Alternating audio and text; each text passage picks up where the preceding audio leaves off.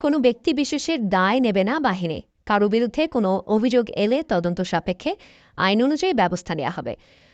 রাজশাহীতে এমনটা বলেছেন আইজিপি চৌধুরী আবদুল্লাহ আল মামুন। সকালে রাজশাহী মেট্রোপলিটন পুলিশের ৩২তম প্রতিষ্ঠাবার্ষিকী উপলক্ষে আয়োজিত অনুষ্ঠানে যোগ দেন তিনি। প্রধান অতিথির বক্তব্যে পুলিশ প্রধান বলেন, অপরাধের ধরন পরিবর্তনের সাথে পুলিশ বাহিনীকেও আধুনিকায়ন করা হচ্ছে, যুক্ত হচ্ছে অত্যাধুনিক সরঞ্জাম। পুলিশ বাহিনী গৌরবের সাথে পেশাদারিত্ব বজায় রেখে দেশের স্বার্থে কাজ করে যাচ্ছে বলেও মন্তব্য করেন আইজিপি।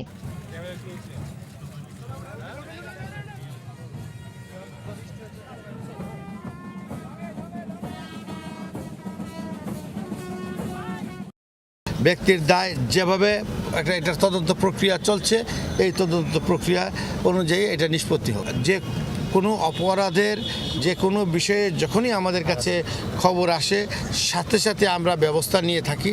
আমরা যখন তথ্য পাই, কোনো বিষয়কে আমরা খাটো করে দেখি।